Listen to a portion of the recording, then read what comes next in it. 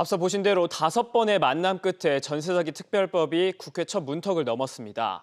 특별법에 대한 실효성과 앞으로 남아있는 과제들은 뭐가 있는지 우영준 기자와 짚어보겠습니다.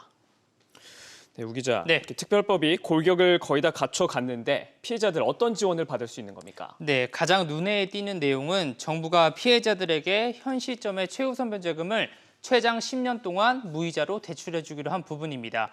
최우선 변제금은 세입자가 살던 집이 경매나 공매로 넘어갔을 때 은행 등 선순위 권리자보다 앞서 배당을 받을 수 있는 금액을 말하는데요. 예를 들어서 좀 설명을 드리겠습니다.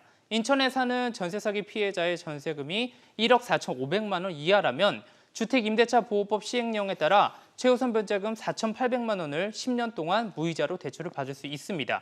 용인과 화성, 세종, 김포 지역도 최대 한도가 동일합니다. 그렇군요. 다른 지역들은 어떻습니까? 네, 일단 서울은 1억 6,500만 원 이하의 전세금의 경우 최우선 변제금이 5,500만 원이고요. 광역시는 2,800만 원, 그 밖의 지역은 2,500만 원까지입니다. 정부가 피해자 지원 기준을 5억 원까지 높이긴 했지만 최우선 변제금은 소액 임차인에 대해서만 보장되기 때문에 전세금이 지역별 기준을 넘어서면 최우선 변제금을 받을 수 없게 됩니다. 그렇군요. 피해자들은 이번 방안에 대해서 어떤 반응을 내놨습니까? 네, 우선 전세 사기 피해 대책위원회는 결국 빚을 더 내라는 것밖에 되지 않는다며 평가절하했습니다. 특히 선보상, 후 구상권 청구와 같은 적극적 구제 대책이 빠졌다며 법안 수정이 필요하다고 주장을 했는데요. 피해자 측 설명 잠시 들어보시겠습니다. 최우선 변제금을 받지 못하는 피해자들에 대한 지원 방안도 좀 아직 불충분한 것 같습니다. 기존 대출이 있어서 그걸 못 갚는 채무자들한테 대출을 더 받아서 문제 해결을 하라는 게 가능성이 있는 해법인지 이런 부분에 대해서 의문이 좀 있거든요.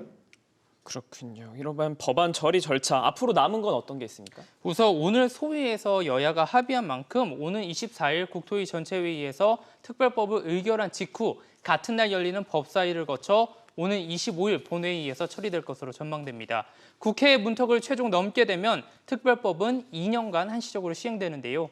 여야는 법 시행 후 6개월마다 국토위 보고를 통해 부족한 부분을 보완 입법하거나 적용 기간을 연장하기로 했습니다. 그렇군요. 우영준 기자 잘 들었습니다.